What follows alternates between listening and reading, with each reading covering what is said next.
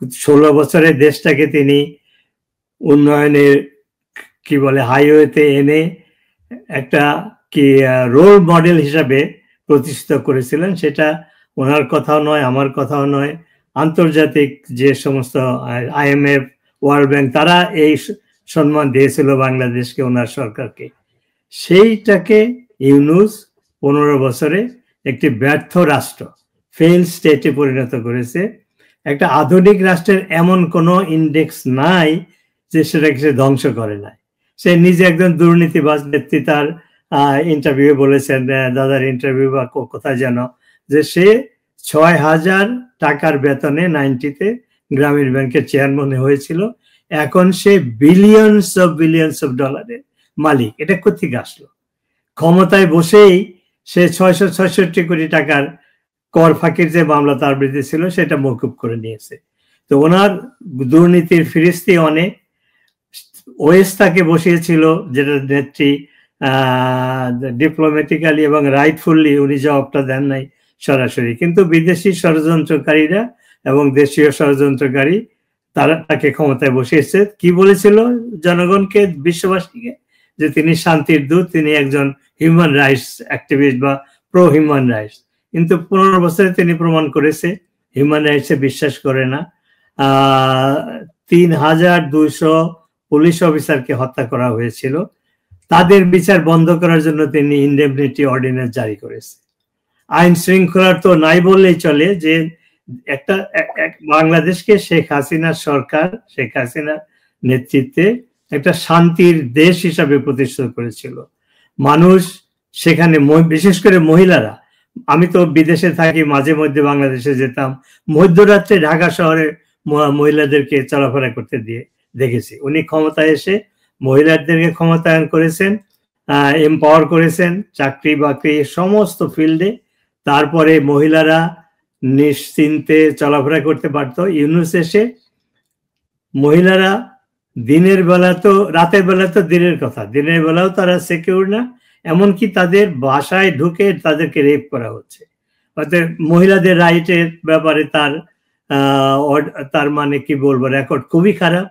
তারপরে নেত্রী উল্লেখ করেছেন ওনার এক ইন্টারভিউ, যে ক্ষমতায় এসে হিজবুতুল তাহরির মতো একটা সন্ত্রাসী, যারা বিভিন্ন দেশে তারা সন্ত্রাসী হিসাবে চিহ্নিত, সে তাদেরকে ক্ষমা করে দিয়ে, তাদেরকে জেলখানা থেকে বের করে দিয়ে তারা বাংলাদেশে এখন অভয়ারণ্য পেয়েছে, যেখানে সেখানে মিটিং করে, তাদের সেই ব্যানার তারা ক্যারি করে যে খিলাফত প্রতিষ্ঠা করবে।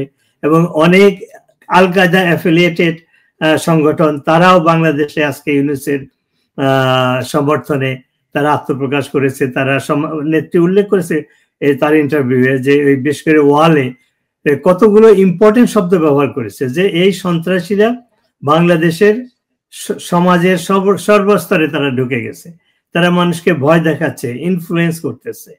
তো এই সমস্ত কাজের পরে তার নেত্রীর যে আত্মপ্রকাশ বিশ্ব মিডিয়াতে, ওয়েস্টার্ন মিডিয়াতে, যারা তার সমর্থক ছিল, যারা তার একটা ইমেজ, শান্তির দূত, একটা নোবেল লরিয়েট, সেই ইমেজটাকে আমরা খোলার চেষ্টা করেছিলাম, আমরা যারা ওনার সমর্থক অ্যাক্টিভিস্ট, আমরা পারি নাই। কিন্তু উনি এই 6টা ইন্টারভিউয়ের মাধ্যমে ইউনূসের মুখোশটা করে ফেলেছে। তিনি, আমি যেটা সবসময় বলি, যে সে শান্তির দূত না, সে অশান্তির দূত। সে হিউম্যান রাইটস ভায়োলেট করেছে, ইকোনমি ধ্বংস করেছে। নিউ ইয়র্ক টাইমস হেডলাইন করেছিল যে সে মৌলবাদী সন্ত্রাসীদের স্পন্সর, তাদেরকে। তারপরে সাবকন্টিনেন্টে যে শান্তির বা ভারতের সাথে, ভারত হলো আমাদের চারদিকে একটা বন্ধু রাষ্ট্র। আমি মুক্তিযুদ্ধে ছিলাম, আমি জানি ভারত কিভাবে আমাদেরকে সাহায্য করেছিল। 6,000 ভারতীয় সৈন্য নিহত হয়েছিল, 20,000 ভারতীয় সৈন্য আহত হয়েছিল। আমি গত মাসে যখন দিল্লিতে গিয়েছিলাম, 71-এ যারা যুদ্ধ করেছে এদের 35 জনের সাথে আমার দেখা হয়েছে। এদের বয়স এখন 70 থেকে 85, কেউ লেফটেন্যান্ট জেনারেল, কেউ জেনারেল, কেউ মেজর জেনারেল, ব্রিগেডিয়ার হয়ে রিটায়ার করেছে। তাদের যখন সেই 71-এর কথা তারা বলতেছিল, তারা ইমোশনাল হয়ে গেছিল। তারা আমাকে প্রশ্ন করেছে যে আমরা 4,000 ভারতীয় সৈন্য মারা গেল তোমাদেরকে স্বাধীন করার জন্য, 20,000 সৈন্য আহত হলো, আর যে পাকিস্তানি সেনাবাহিনী তোমাদের 30 লক্ষ লোককে হত্যা করেছে, 2 লক্ষ থেকে 4 লক্ষ মহিলাদেরকে সম্মানহানি করেছে, 1 কোটি লোক ভারতে শরণার্থী এসে আশ্রয় নিতে বাধ্য হয়েছিল, সেই পাকিস্তানি সেনাবাহিনীর সাথে তোমাদের দহরম মহরম আমরা শুনতে পাচ্ছি। আইএসএর অফিসাররা এখন প্রত্যেক ক্যান্টনমেন্ট, বাংলাদেশের প্রত্যেক ক্যান্টনমেন্টে তাদের অফিস। এই কয়েকদিন আগে শুনলাম যে বাংলাদেশ সেনাবাহিনীর যে কমান্ডো অফিস তার পাশে আইএসআইয়ের অফিস, প্রত্যেকটা শহরে তারা ঘুরে বেড়াচ্ছে। আরেকটা নিউজে দেখলাম যে 4000 পাকিস্তানি সৈন্য বিভিন্ন র্যাঙ্কের তারা বাংলাদেশে এসেছে। তাদের র্যাঙ্ক কি, তাদের কোনো ভিসা লাগে নাই, তারা কি উদ্দেশ্য আছে, কিছুই না। তো এই যে অবস্থা, যে ভারত আমাদের বন্ধু রাষ্ট্র, গত 50 বছরে অর্থনৈতিক বিভিন্ন ভাবে আমরা চুক্তি করে আমরা 2 দেশই লাভবান হয়েছে। এরা প্রোপাগান্ডা করতো যে 26 লক্ষ ভারতীয় বাংলাদেশে চাকরি করে, তারা কোথায়? তারা তো একটা লোককেও প্রমাণ করতে পারেনি। তারপরে বলছে যে বঙ্গবন্ধু ভারতের সাথে 25 বছরের কি বলে দাসত্ব চুক্তি করেছিল। বিএনপি সহ জামাত জোট অনেকেই তো ক্ষমতায় এসেছে, 2টো মিলিটারি সরকার ক্ষমতায় এসেছে, কেউ তো সেইটা বাতিল করেনি। তারপরে বলতেছে যে ভারত সরকার যতগুলো চুক্তি অসম, এই 15 বছরে একটাও তো ক্যান্সেল করেনি। তার মানে হলো এটা হলো বাংলাদেশ বিরোধী সরকার, মুক্তিযুদ্ধ বিরোধী সরকার, আমাদের সার্বভৌমত্বের বিরোধী সরকার। নেত্রী সেই কথাগুলো এখন বিশ্ব মিডিয়াতে আনছেন, তিনি বলছেন, বিশ্ব মিডিয়া শুনছে। ইউনূসের যারা সমর্থক ছিল, যারা তাকে ক্ষমতায় বসিয়েছে, ডোনাল্ড ট্রাম্প আমেরিকার প্রেসিডেন্ট, সে নিজেই বলেছে গত বছর একটা এজেন্সি থেকে, ইউএসএইড থেকে $29 মিলিয়ন ডাইরেক্টলি বাংলাদেশে গিয়েছে, $21 মিলিয়ন ভারতের মাধ্যমে গেছে। অর্থাৎ একটা এজেন্সি থেকেই $50 মিলিয়ন তারা ইনভেস্ট করেছে শেখ হাসিনাকে ক্ষমতাচ্যুত করার জন্য। এগুলো তো ফ্যাক্টস, এগুলো তো আমার বা আমাদের নেত্রীর কথা না, এগুলা এই আমেরিকা সরকারই বলতেছে। তুলসী গাবার্ড গত সপ্তাহে বলেছে আমরা রিজিম চেঞ্জের জন্য যে ট্রিলিয়ন ডলার খরচ করেছি অতীতে, সেটা আর করবো না। এটা করে কি লাভ হয়েছে? আমাদের কোনো লাভ হয় না। যে দেশে আমরা এগুলো করার চেষ্টা করছি সেই দেশের জনগণ আমাদের বিরুদ্ধে গেছে, সেখানে সন্ত্রাসী সৃষ্টি হয়েছে, সেখানে টেররিস্ট সৃষ্টি হয়েছে। তো কাজেই আমি নেত্রীকে সাধুবাদ জানাই। ওনার এই ইন্টারভিউ, দাদার প্রশ্ন এবং অন্যান্য প্রশ্নে যেভাবে রাষ্ট্রনায়ক উচিত যেভাবে জবাব দিয়েছেন, একজন ম্যাচিউর পলিটিশিয়ান হিসাবে দাদা ঠিকই বলেছেন যে বিশ্বে যে কয়েকজন সার্ভাইভিং রাষ্ট্রনায়ক রয়েছে, শেখ হাসিনা তাদের মধ্যে অন্যতম। একটি মন্তব্য করে আমি শেষ করি, সেটা হলো আমি আগেই বলেছি যে ওনাকে আমি কাছের থেকে দেখেছি যখন উনি ক্ষমতার বাইরে বিপদে, দেখেছি যে ওনার ধৈর্য কত, সাহস কত, এবং ওনার মতো একদম বিচক্ষণ নেতারই বাংলাদেশকে যে ইউনূস যে 100 বছর পিছিয়ে দিয়েছে, সেইখান থেকে টেনে তুলে বাংলাদেশকে আবার সেই জায়গায় প্রতিস্থাপন করার জন্য উনি একমাত্র নেতা বা নেত্রী, এবং বাংলাদেশের জনগণ সেটা বুঝতে পেরেছে। বিশ্ব যারা ইউনূসের সাপোর্টার ছিল তারাও বুঝতে পেরেছে। ধন্যবাদ। জি, গৌতম লাহিড়ী, আমরা দেখলাম যে শেখ হাসিনা তিনি বলেছেন যে একতরফা যে নির্বাচনের আয়োজন করা হচ্ছে বাংলাদেশে, তিনি এটার বিরোধিতা করেছেন। কিন্তু আওয়ামী লীগ ছাড়া এই নির্বাচন যদি চেষ্টা হয়, কিভাবে সেটি ঠেকাবেন? আপনার সাক্ষাৎকারে তো সেটা খুব বিস্তারিত কি কোথাও কিছু বলেছেন এরকম? না, খুব বিস্তারিত তিনি যেটা প্রথম কথা বলেছেন যে তিনি বাংলাদেশে একটা রাজনৈতিক ইতিহাসে দেখা গেছে অনেক সময় অনেক রাজনৈতিক দল নির্বাচন বয়কট করে থাকেন। তিনি বলেছেন এই বয়কটটা সঠিক নয়, প্রথমত। দ্বিতীয়ত তিনি যেটা বলেছেন যে আওয়ামী লীগ নির্বাচনে অংশগ্রহণ করতে চায় এবং অংশগ্রহণ করলে মানুষ যা রায় দেবেন সেটাই তিনি মেনে নেবেন, সেটা ঠিকই। কিন্তু যদি এখন জোর করে বাধ্য করা হয় তাকে নির্বাচনে অংশগ্রহণ করতে না দেওয়ায়, সেটা তো একটা অন্য প্রসঙ্গ, অন্য ভিন্ন।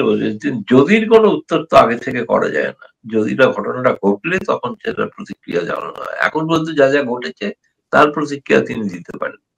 এটা সেই জন্যই তিনি একজন খুব বড় মাপের নেত্রী, যে তিনি আগামী দিনে যদির ভিত্তিতে কোনো উত্তর দিতে রাজি নন। যদি কি হবে, এখন যদিটা যদি না ঘটে তাহলে কেন তিনি আগাম মন্তব্য করবেন? এক। দুই হচ্ছে যেটা সব থেকে বড় বিষয় শুরু করেছিলেন আপনি যেটা দিয়ে বলে, সেটা হচ্ছে যে যদি আগামী তথাকথিত একটা আন্তর্জাতিক ওই ক্রাইম ট্রাইব্যুনালে সেখানে যদি অপরাধীরা তার একটা শাস্তি হয়, শাস্তি বলতে কি যেটা জেনারেলি যেটা প্রচার, যেমন কি ফাঁসির আদেশও হতে পারে।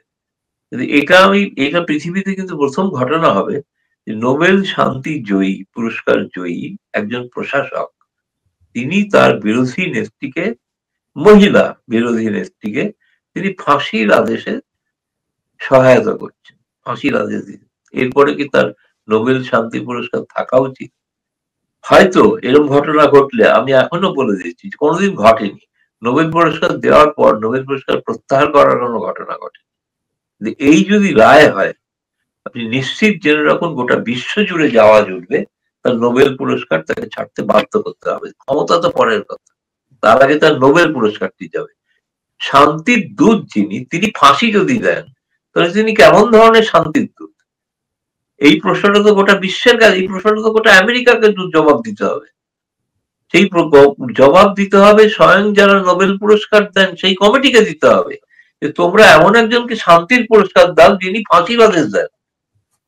এটা কোনো মানবিকতার পক্ষে কোনো একটা সঠিক জিনিস হলো? এটা তো একটা ব্যাপার। আমি সেই জন্য বলছি সেটার পক্ষে ইউনূস যে দিশেহারা সেটা একটা বড় কারণ।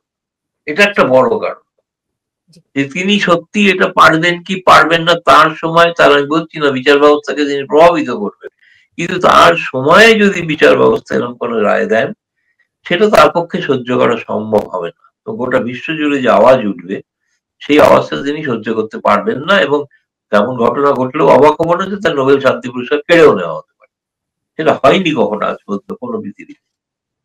দ্বিতীয়ত যে আপনি প্রশ্ন করলেন নির্বাচনের ক্ষেত্রে, যে দেশটা যে দলটার জন্য আজকে বাংলাদেশ নামক একটি রাষ্ট্রের সৃষ্টি, যে দলটির কারণে বাংলাদেশের মানুষ স্বাধীনতা পেয়েছে, মুক্তিযুদ্ধ পেরেছে, সেই দলটিকে যদি আজকে নির্বাচনের গণতান্ত্রিক প্রক্রিয়া থেকে সরিয়ে দেওয়া যায়, তো একটা জিনিস আপনাদের ওখানে যেটা ওখানকার সাংবাদিকরাও খুব মিস ইন্টারপ্রেট করেন সেটা হচ্ছে জাতিসংঘ বলে চেঁচাতে থাকে। জাতিসংঘের সেই রিপোর্টটি যদি ভালো করে পড়ে দেখেন তাতে কিন্তু দলকে দায়ী করা হয়নি, দায়ী করা হয়েছে কিছু নেতাকে।